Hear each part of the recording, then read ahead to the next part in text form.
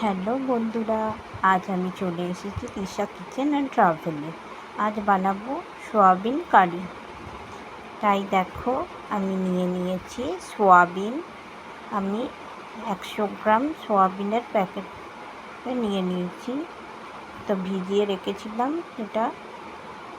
আর আলু নিয়েছি একটা বড় সাইজের, পেঁয়াজ একটা বড় সাইজের কুচি করে নিয়েছি, ও একটা টমেটো নিয়েছি। এবার এদিকে কড়া বসিয়ে দিয়েছি। কড়া গরম হয়ে গেলে আমি তেল দিয়ে দেব। আমি সরিষার তেল দিয়ে দিলাম।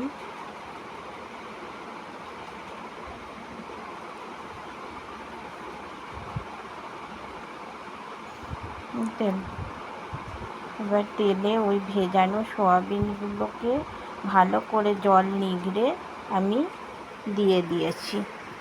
এবার এটাকে ভালো করে ভেজে নেব।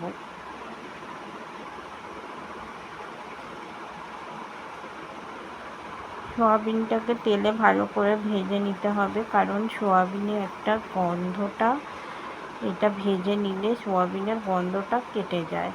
তাই আমি এটা সোয়াবিনটাকে একটু ভালো করে লালচে করে ভেজে নিলাম তেলে।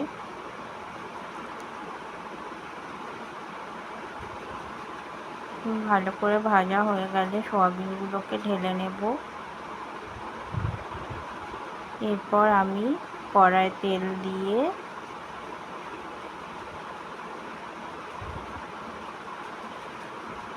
ডুমো ডুমো করে কাটা আলুগুলোকে সব ভেজে নেব।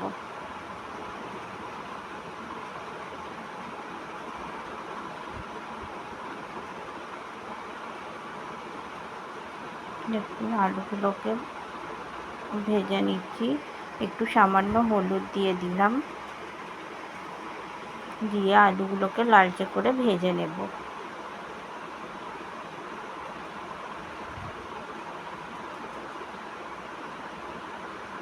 দেখুন, আমাদের আলুগুলো ভালো করে ভাজা হয়ে গেছে। এবার তুলে নিচ্ছি।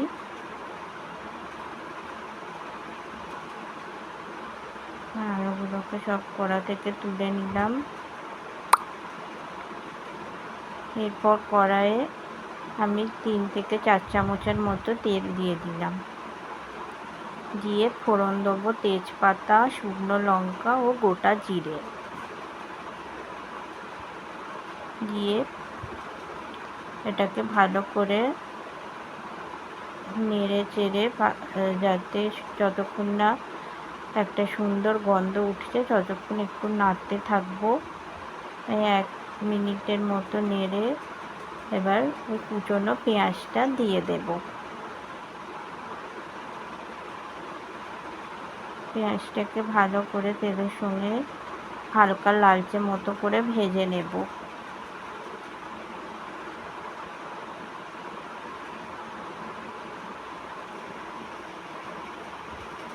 দেখুন, পেঁয়াজটা অনেকটা ব্রাউন রং ধরে গেছে।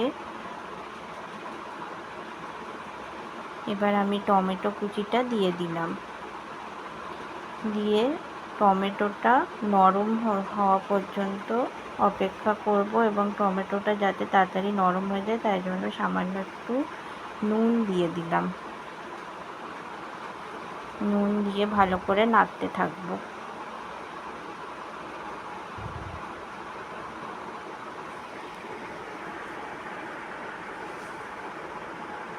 যতক্ষণ না নরম হচ্ছে টমেটোটা, ভালো করে দেখুন অনেকটা নরম হয়ে গেছে। এবার আমি 2 চামচের মতো আদা রসুন বাটা দিয়ে দিলাম।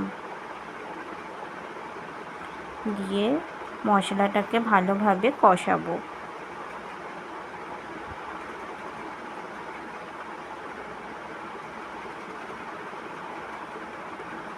মশলাটা ভালোভাবে কষাতে থাকছি এখন। দেখুন, যতক্ষণ না কাঁচা গন্ধটা যাচ্ছে। এরপর আমি হলুদ দিয়ে দিলাম। তারপর সামান্য একটু লঙ্কা গুঁড়ো দিলাম। যারা বেশি ঝাল খায় তারা বেশি দেবে, সেটা পরিমাণ মাফিক দিয়ে দেবেন। 1/2 চামচের মতো জিরে গুঁড়ো, ধনে গুঁড়ো ও সামান্য একটু চিনি দিলাম।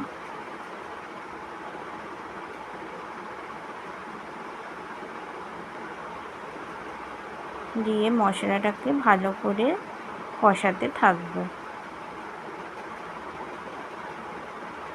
আর একটু সামান্য জল দিয়ে মশলাটা ভালোভাবে কষাবো। যতক্ষণ না তেল ছাড়ছে ততক্ষণ ভালো করে কষাতে থাকবো।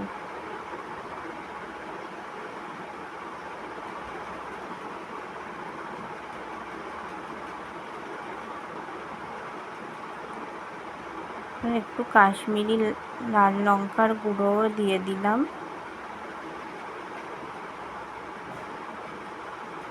দিয়ে ভালো করে কষাতে থাকছি যতক্ষণ না মশলার চারিদিকে তেল ছাড়ছে ততক্ষণ ভালোভাবে কষাচ্ছি। এবার মশলার চারদিকে তেল ছেড়ে গেছে। এবার আমি আলু ও সোয়া চাংসগুলো ভাজা ছিল সেগুলো দিয়ে মশলার সাথে ভালোভাবে কষাবো।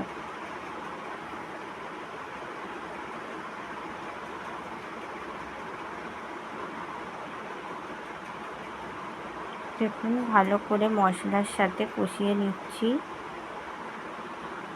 যত ভালো করে কষাবেন তত জিনিসটা খেতেও ভালো হবে। আমার কষানো হয়ে গেছে, আমি জল দিয়ে দিলাম। আমি খুব বেশি জল দেব না, পরিমাণ মাফিক জল দেব।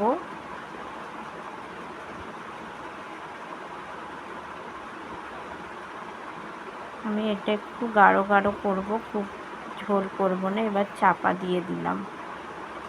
চাপা দিয়ে 5 মিনিট পর আমি ফিরে এলাম। দেখুন আমাদের সোয়াবিনের তরকারিটা ফুটছে ভালোভাবে। এবার দেখবো আমার আলুগুলো অনেকটাই সেদ্ধ হয়ে গেছে। আলুগুলো ভালো করে সেদ্ধ হয়ে গেছে তো আমি দেখে নিচ্ছি। আমাদের আলুগুলো ভালোভাবেই সেদ্ধ হয়ে গেছে। তো নেড়ে চেড়ে আমি 1/2 চামচের মতো গরম মশলা গুঁড়ো দিয়ে দিলাম।